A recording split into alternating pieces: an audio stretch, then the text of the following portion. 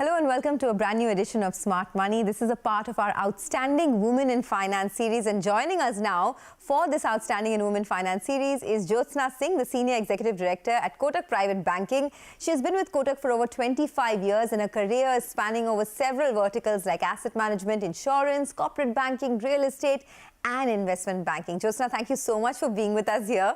And, this is a very special series that I've started, Outstanding Women in Finance, because I feel like this is a very competitive environment and women who have perhaps sustained through the course of decades, they need to be celebrated. So here we are celebrating these women. But tell us a little bit about your own journey. I mean, you've been with Kotak for 25 years now.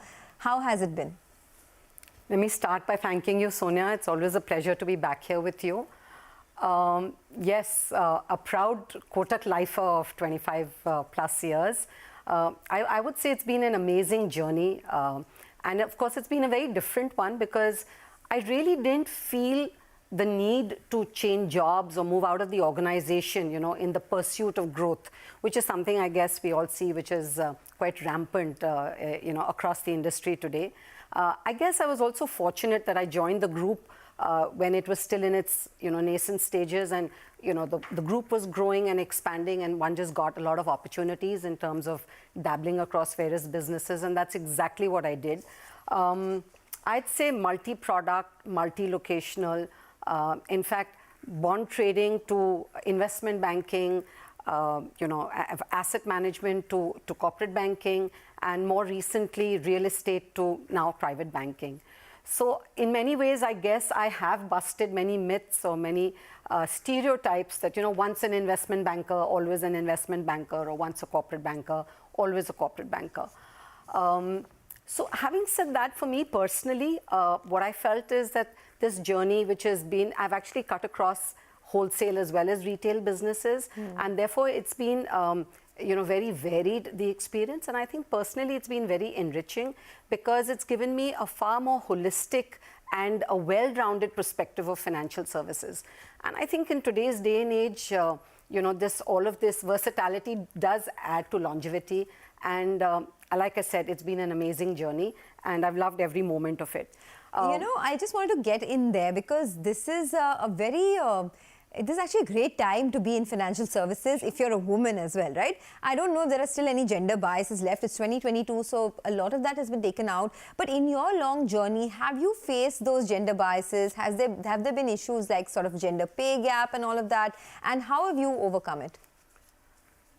Let's just start by saying that, women today are taking the lead in pretty much every sphere, and financial services is no exception.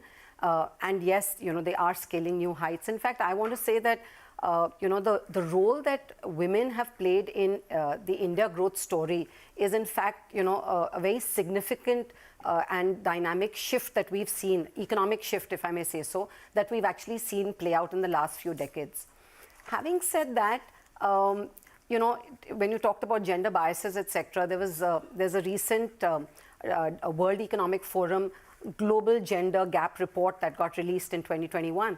And that unfortunately sort of shows India having dropped some 28 odd positions. Yeah, it's a very low ranking. Yeah, it's 140 out of 156 countries.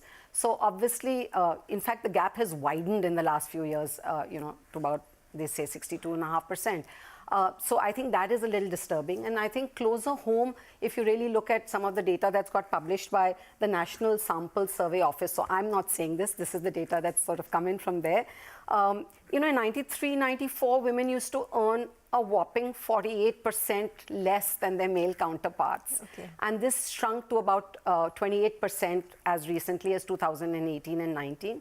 But again, in the last few years, initial data seeming to suggest that this has grown by about 7%.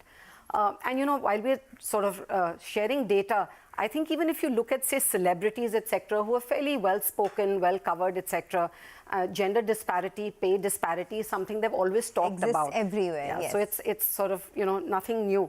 And in the BFSI sector, since you asked about, closer to the heart, I want to say things are definitely much better. I feel there's a lot of participation of women in the sector. But again, unfortunately, we normally tend to look at, women who are more in the limelight or, just around us. But if you really look at it at a sector level, pan-India, there is data, and I think it was published in the ET a few years ago, so it's slightly dated, but there was a sort of clear messaging that women got about, the male counterparts typically got 1.27 times more than the women, even in the BFSI sector.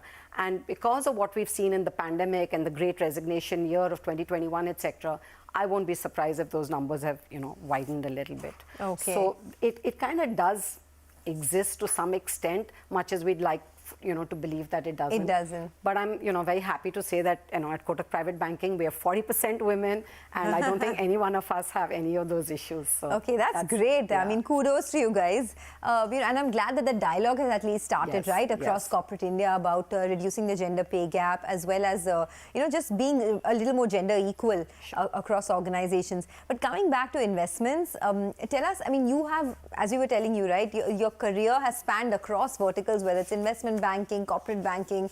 In your own personal journey, Jyotsna, what has been your biggest, perhaps, investment lesson? What is the biggest mistake that you made that you'd want to avoid? Because a lot of young people are watching our show. Sure. What would your advice be to them? Many lessons, and I'd say still learning, because one should never and can never say that you've learnt it all, because life doesn't stop teaching you.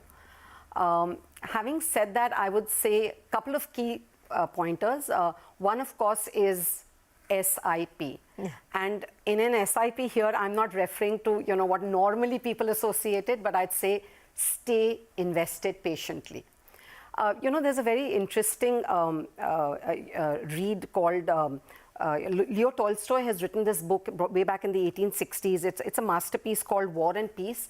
And over there, he'd made a very profound observation way back then, saying that the strongest warriors of them all are time and patience. Now, I have no manner of doubt that he was saying this, from clearly a perspective of war and a military perspective. But I think today, 150 plus years later, this perspective really sort of holds true for the field of investments. And I think it's a very, very pertinent and important perspective, and we should not sort of lose sight of it. So while you're busy sipping your sort of, investments. Your investments, I'd say pay limited attention to the headlines. And what do I mean by that? I'm not saying be aloof and sort of be ignorant of what's happening around you, but there's a lot of noise, and there's a lot, so you have to learn to sort of cut out the noise and focus on what is in it for you, why are you in it, or how long are you in it for. And typically people plan investments at least from a medium to long-term perspective, and therefore you must cut out the noise.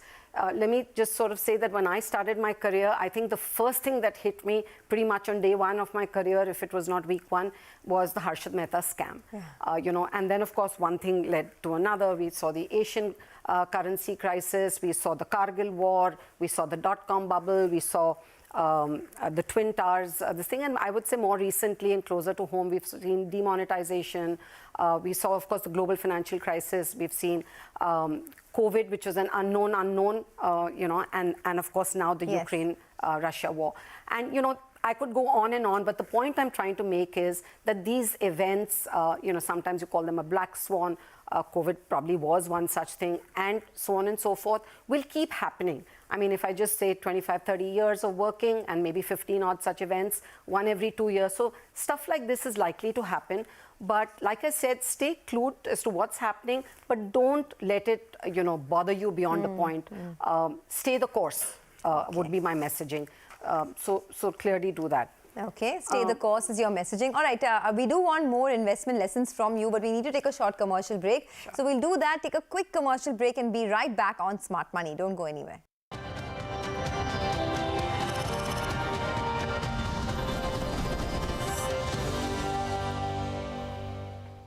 A long journey has